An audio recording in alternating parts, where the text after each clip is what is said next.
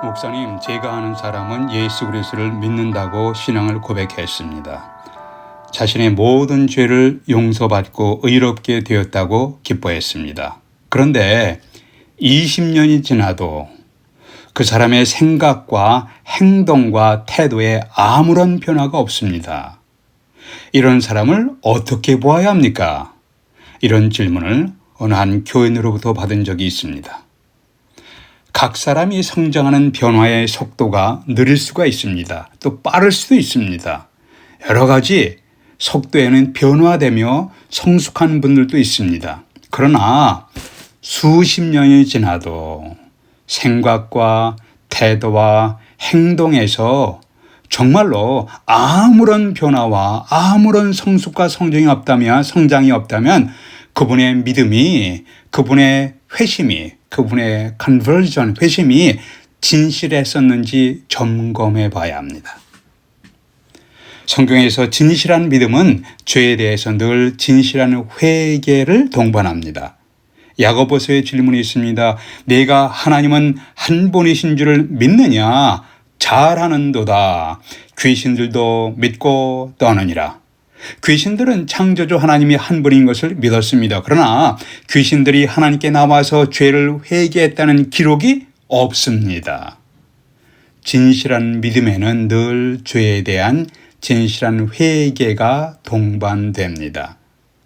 누가복음 18장에서 자기를 의롭다고 믿는 바리새인이 있었고 자신은 하나님 앞에 죄인임을 고백하는 세리가 있었습니다. 세금장이가 있었습니다. 세금장이가 이렇게 고백합니다. 하나님이여 불쌍히 여겨 주시옵소서. 저는 죄인으로서이다. 18장 13절입니다. 주님은 자신을 의롭다고 믿는 바리새인이 아니고 자신은 죄인임을 고백하는 이 사람이 의롭다 하심을 받고 집에 내려갔느니라고 말씀했습니다. 진실한 믿음, genuine faith, 진실한 믿음은 늘 진실한 회개, genuine repentance를 늘 동반합니다. 주님은 그들의 열매로 그들을 알리라고 하셨습니다. 진실한 믿음을 가진 자에 대해 성경이 무엇을 하고 증거하고 있습니까? 로마서 3장 20절에서 할례자도 유대인도 믿음으로 말미암아 또한 무할례자도 이방인도 믿음으로 말미암아 의롭다 하심을 하실 분은 하나님이니라. 4장 3절에서도 성경이 무엇을 말하느냐? 아브라함이 하나님을 믿음에 그것이 그에게 의로 여겨진 바 되었느니라. 믿음에 대해서 의로 여겨진 바 되었느니라. 5장 1절에서 그러므로 우리가 믿음으로 의롭다 하심을 받았으니 믿음으로 의롭다 하심을 받았으니 이제 6장에서 침례에 대해서 설명합니다. 우리가 예수 그리스도를 구원의 주님으로 믿고 영접할 때 주님은 우리를 의롭게 되었다, justify 되었다고 선언하십니다. 이것은 법적인 선언이에요. 죄로 인한 심판을 받아야 마땅하지만 하나님 앞에 선 우리를 너는 너의 죄에 대해서 법적인 책임이 면제되었다. You are justified, not guilty 라고 우리에 대해서 선언하셨습니다. 왜냐하면 우리가 의로워서가 아니라 인류의 모든 죄를 대신 짊어지시고 십자가에서 그 죄의 심판을 대신 받으시고 그의 죄의 대가를 대신 치르신 예수 그리스도를 믿고 영접했기 때문입니다. 우리가 의로워서 의롭다고 선언받은 것이 아니라 그리스도 때문에 그리스도의 은혜로 그리스도를 믿음으로 의롭다고 선언받은 것입니다. 예수 그리스도를 믿고 영접하는 자의 죄의 짐이 그리스도에게로 옮겨지고 그리스도의 의로움이 우리에게 나에게 옮겨지게 되기 때문입니다. 그러므로 의롭다 인정받게 되었습니다. 이것을 가리켜서 칭의 justification이라고 부릅니다. 이렇게 예수 그리스도를 진실한 믿음을 가진 사람들에 대해서 의롭다고 사람들이 인정받은 말씀을 한 후에 6장에서 이제 침례의 의미에 대해서 말씀하고 있습니다. 성경은 침례의 모본을 보여주셨는데 예수님 자신도 물 침례를 받으셨습니다. 마태복음 3장에서 주님을 믿는 자들에게 물 침례를 베푸셨습니다. 요한복음 3장에서. 침례의 헬라어 원어인 베프티즘하는 물에 잠긴다는 의미를 갖고 있습니다. 오늘 본문에 나타난 침례의 의미가 무엇인가? 그것이 오늘 메시지의 초점입니다.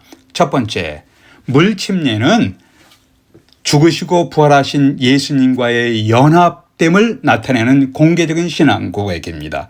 그리스도와 연합됨을 나타내는 공개적인 신앙 고백입니다. 5절 보겠습니다. 로마서 6장 5절에서 우리가 그의 죽으심을 본받아 연합한 자가 되었으면, 여기 연합이란 말이 나와요. 또한 그의 부활을 본받아 연합한 자가 되리라. 여기서 반복되는 문구가 연합, united with Christ. 연합되었다. 예수 그리스도를 구원의 주님으로 믿고 영접하는 자는 영적으로 spiritually 예수님과 united with Christ, 영적으로 예수님과 연합된 사람입니다. 예수님을 따르는 그리스도인들이 그리스도와의 연합된 것을 충격적으로 깨달은 사람이 그 당시에는 예수님을 믿지 않았던 유대인 청년 사울이었습니다. 사도행전 9장에서 사울은 예수님의 제자들을 체포하기 위해서 예루살렘에서 시리아의 다마스커스로 가고 있었습니다. 다마스커스에 거의 다 왔을 때에 성경은 9장에서 사도행전 9장에서 이렇게 말씀합니다. 하늘로부터 빛이 그를 둘러 비추는지라 땅에 엎드러져 소리 들음에 소리가 있어 이르시되 사울아 사울아 내가 어찌하여 나를 박해하느냐 하시거늘 대답하되 주여 누구십니까? 이르시되 나는 내가 핍박하는 예수라. 사울은 예수님의 제자들을 핍박하는 것은 예수님을 핍박하는 것이라는 것을 깨닫게 됩니다. 예수께서 친히 자기를 따른 제자들과 자신이 영적으로 연합된 것을 spiritually unity with Christ, 영적으로 자신이 연합된 것을 증거하셨습니다. 내가 예수님의 제자를 핍박하는 것은 예수님을 핍박하는 것이구나. 하늘의 빛 속에서 들리는 소리를 듣고 깨달으면서 사울이 완전히 변합니다.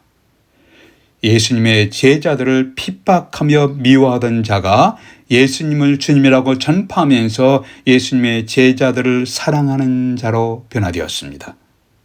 사울은 자신이 다마스커스 길에서 경험한 것을 사도행전 22장과 26장에서 거듭해서 많은 사람들 앞에서 신문을 받으면서 공개적으로 자기의 경험을 간증합니다. 여러분이 예수 그리스도를 구원의 주님으로 믿고 영접하면 여러분은 예수 그리스도와 연합한 자가 됩니다. United with Christ. 이제 자신에게 물어보십시오. 나는 예수 그리스도와 연합된 사람인가? 예수 그리스도의 연합은 영적인 연합은 영적으로 예수님의 죽으심과 부활의 연합됨을 의미합니다. 물 침례를 통해서 물속에 들어가는 것은 주님의 죽으심과 연합됨을 나타내는 것이고 물속에서 나오는 것은 주님의 부활의 생명과 연합되어 새 생명이 시작됨을 보여주고 있습니다. 죄의 용서와 구원받기 위해서 물 침례를 받는 것은 아닙니다. 물 침례는 내적인 구원, 내적인 거듭남에 대해서 외적인 표지입니다. 고백입니다. 이것은 우리가 예수 그리스도를 믿고 영접하는 순간 영적으로 주님과 연합됨을 물 침례를 통해서 공개적으로 publicly 가시적으로 visibly 고백하는 모습이에요. 예수 그리스도를 구원의 주님으로 믿고 영접할 때 우리의 영적 신분이 영적인 정체성이 그리스도와 연합한 자가 됩니다. 예수 그리스도를 믿음으로 우리는 새로운 신분이 생겼습니다. 예수 그리스도와 연합된 새로운 신분, 새로운 정체성, 새 인생이 시작된 거예요. 유명한 어거스틴이 방탕한 생활을 하다가 예수 그리스도를 믿고 회심하여 새 사람이 되었습니다. 길을 가는데 옛날에 젊었을 때 옛날에 방탕하게 함께 어울려 놀던 여인을 만났습니다. 어거스틴이 못 본 척하고 지나갔습니다. 그런데 그 여인이 쫓아오면서 나예요. 나 몰라요? 어거스틴 나예요? 나 몰라요? 질문했습니다. 이때 어거스틴이 대답하기를 당신은 당신이지만 나는 내가 아닙니다. 라고 대답했답니다. 지금의 당신은 옛날의 당신이지만 지금의 나는 옛날의 내가 아닙니다. 여러분 자신에게 물어보십시오. 나는 그리스도를 구원의 주님으로 믿음으로 예수 그리스도와 연합된 자인가? 두 번째, 물침례는 예수님과 연합된 그리스도인이 새 인생, new life, 새 인생을 시작했다는 공개적인 고백입니다. 4절 보시길 바랍니다. 로마서 6장 4절에서 그러므로 우리가 그의 죽으심과 연합이 또 나와요. 연합하여 침례를 받음으로 그와 함께 장사되었나니 아버지의 영광으로 말미암아 그리스도를 죽은 자 가운데서 살리심과 같이 우리로 또한 새 생명 가운데 행하게 하려 함이라. 여기 새 생명, new life 가운데 행하게 하려 하심이라가 문구를 주목하십시오. 법률적으로는 하나님 앞에 의롭다고 선언을 받았습니다. 그런데 아직도 우리의 죄의 성품, 죄의 태도, 행동들, 우리의 성질, 우리의 고집, 우리의 편견, 우리의 시기, 우리의 질투가 아직도 남아 있습니다. 완전히 없어진 것이 아닙니다. 우리의 삶이 성숙해 가면서 점점 예수 그리스도를 닮아가는 과정이 시작되었는데 그것을 성화의 과정, sanctification이라고 부릅니다. 빌립보서를 감옥에서 기록한 위대한 사도 바울도 자신의 성화의 과정에 있음을 고백했습니다. 바울은 주님의 죽음과 부활을 언급하면서 이렇게 고백합니다. 빌립보서 3장에서 내가 이미 얻었다 함도 아니요 온전히 이뤘다 함도 아니라 오직 내가 그리스도 예수께 잡힌 바 된 것을 잡으려고 달려가느라. 형제들아, 나는 내가 아직 잡은 줄로 여기지 아니하고 오직 한 일, 즉 뒤에 있는 것을 잊어버리고 앞에 있는 것을 잡으려고 표대를 향하여 그리스도 예수 안에서 하나님이 위에서 부르신 부름의 상을 위하여 달려가느라. 이미 얻었다 함도 아니고 온전히 이뤘다 함도 아니다. 앞에 있는 주님의 부름의 상을 위하여 달려가느라. 사도 바울도 그리스도를 닮아가는 성숙의 과정에서 많은 고난이 있었습니다. 아픔이 있었습니다. 오해가 있었습니다. 애쓰면서 마음을 다해 걸어갔던 흔적들을 보게 됩니다. 요한복음 21장 22장에서 우리는 새하늘과 새 땅에서의 그리스도인들은 온전히 성숙의 과정이 완성되고 변화되어 영화롭게 될 것을 봅니다. 이것을 영화, glorification이라고 부릅니다. 현재 우리는 예수 그리스도를 닮아가는 성화의 과정, sanctification의 과정 중에 성화의 과정 중에 있습니다. 고린도전서 1장 2절에 보면은 고린도에 있는 하나님의 교회 곧 그리스도 안에서 거룩하여지고 성도라 부르심을 받은 자들, 거룩하여지고 영어 원문에 가깝게 번역된 영어 성명은 sanctified, 거룩하여지고 성도라 부르심을 받은 자들, 그리스도 안에서 거룩하여지고 성도라 부르심을 받은 자들인 고린도 교회 교인들의 삶이 어떠했습니까? 교인들 간에 분쟁이 있었습니다. 바울파, 아볼로파, 베드로파, 그리스도파로 나뉘어 갈등하는 분쟁이 있었습니다. 1장입니다. 교인 중에서 5장에 보니까 교인 중에 성적으로 타락한 자들이 있었고 심지어 가족 간의 성적 근친상 간의 문제도 발생했습니다. 또한 6장에서 교인들 간의 법정 고소 사건도 발생했습니다. 11장에서는 성만찬 예식에 무질서하게 혼란을 일으키는 교인도 있었습니다. 12장에서 14장에서는 성령의 은사, 영적인 재능, 방언과 예언에 대한 논란, 혼란이 있었습니다. 심지어 15장에서 유명한 자리죠. 부활의 장이라고 일컬은 고린도전서 15장에서 부활이 있다 없다 이런 논쟁도 오고 갔습니다. 고린도 교회 교인들은 세상의 온갖 문제를 안고 혼란과 분쟁으로 시끄러운 성도들이었습니다. 그럼에도 불구하고 예수 그리스도를 믿고 영접함으로 죄로 인한 심판에서 구원받고 거룩함으로 성장하는 성화의 과정 중에 있는 성도들이었습니다. 고린도 후서에 보면 이렇게 문제 많은 고린도 교회가 약간의 소망을 보여줍니다. 고린도 후서 7장에 이런 표현이 있습니다. 내가 책망하는 편지로 너희를 근심하게 하였으나 너희가 근심함으로 회개함에 이르러 너희가 근심함으로 회개함에 이르러 내가 기뻐한다. 이런 말씀을 보면은 고린도 교인들이 조금씩 성숙해 가면 성화의 과정 중에 있는 소망을 보게 됩니다. 거룩함이란 하나님을 위해서 구별되다, set aside for God 이란 의미를 갖고 있습니다. 신학자들은 이것을 신분에서의 성화, positional sanctification이라고 부르고 있습니다.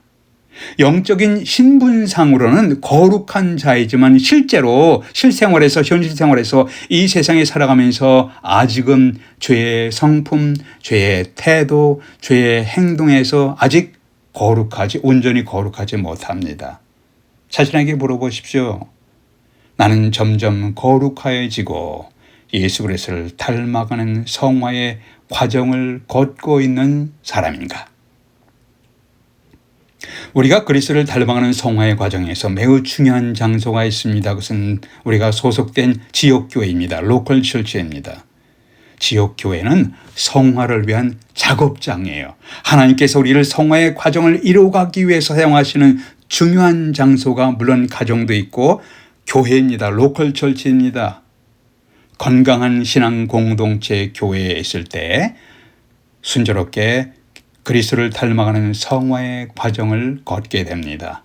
건강한 교회는 성경에 계시된 예수 그리스도가 중심된 교회입니다. 건강한 교회는 성경에 계시된 하나님의 진리가 중심이 된 교회입니다.